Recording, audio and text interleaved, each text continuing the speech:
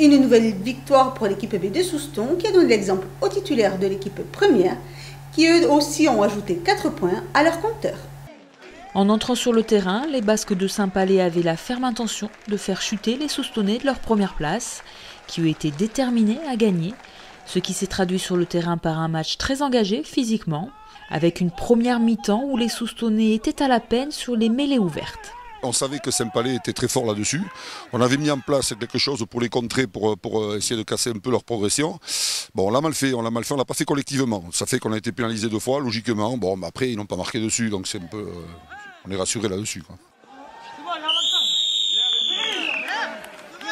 Dans cette première partie de match, les Basques ont occupé le terrain des Landais, se rapprochant à plusieurs reprises de la ligne d'en but soustonnaise sans pour autant la franchir avec succès.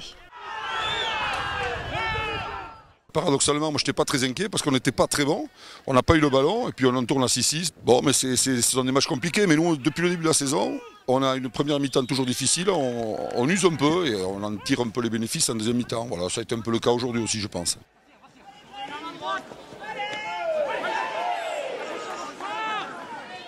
Score de parité à la pause, 6 partout, avec 2 pénalités réussies de part et d'autre. La seconde mi-temps tourne à l'avantage des Soustonnais. Après 13 minutes de jeu en seconde période, l'arrière-bleu Grégory Trampon s'échappe pour aplatir dans l'embut adverse.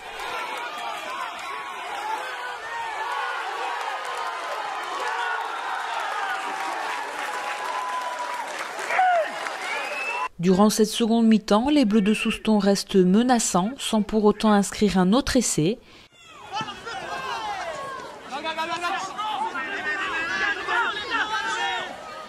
Une pénalité viendra toutefois récompenser leurs efforts, portant le score à 14-6. Score qui tiendra jusqu'à la dernière minute du match, où un essai transformé des Basques réduit le score à 14-13 et offre ainsi le point de bonus défensif à Saint-Palais. Match très compliqué, et donc j'étais pas tout à fait content à la fin, mais après mes joueurs, tout simplement parce qu'ils ont fait énormément d'efforts pour gagner le match et empêcher l'équipe de Saint-Palais d'avoir le bonus. Et puis sur 2 erreurs, 2 trucs qu'on essaie de jouer à la fin, la dernière action, alors qu'il suffit de taper en touche et c'est fini, ils n'ont pas le point bonus. Bon voilà, j'espère que ce petit point ne nous fera pas de mal à la fin de la saison. Parce qu'avec les efforts que vous avez fait pour arriver là, c'est pas bon, ça c'est pas bon, là je suis pas content, je vous dis pas. Par contre on a gagné, ça c'est le point positif.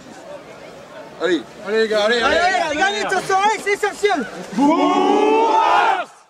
Malgré cet essai de dernière minute, Souston remporte la victoire et reste premier de sa poule avant des matchs qui s'annoncent difficiles.